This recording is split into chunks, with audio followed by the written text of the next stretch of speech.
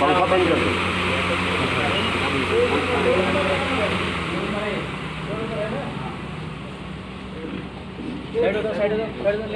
ये तुम लोग नीरज काम पे आए हो कि नहीं आए हो? ये नंबर है। 3 दिन की यात्रा है।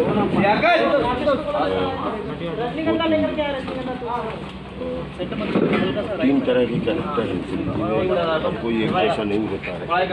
तो 3 अलग अलग तरह के लोगों की जर्नी, और जर्नी करवाने वाला मैं ही।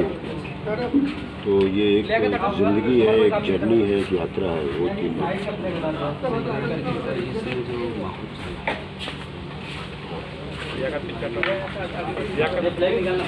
ये तो पूरे विश्व के लिए बहुत खतरनाक है, मतलब इंसानियत ही ख़त्म होने पर है।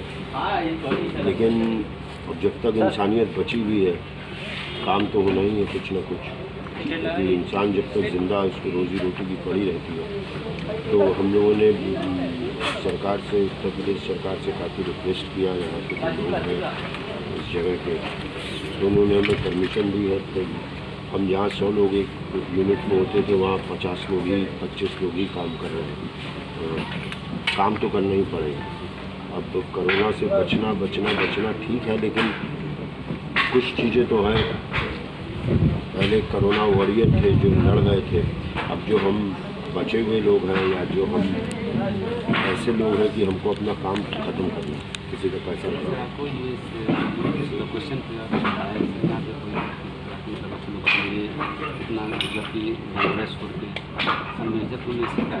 मैं ये कहानी देखिए बनारस की नहीं है, ये कहानी मिर्ज़ापुर और एक छोटे शहर का गाँव की ही है। और गंगा है यहाँ, थोड़ा सा देसी पना है यहाँ पे। बनारस में इसको हम कतई नहीं शूट कर सकते थे इस कहानी को। इस कहानी का मूड ही जो है बिल्कुल अलग है। तो वो डायरेक्टर को लगा कि नहीं, ये चुनाव जैसी जगह है, ऐसी जगह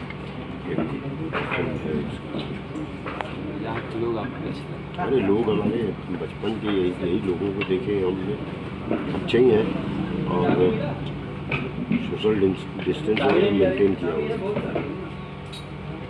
समझदार लोग।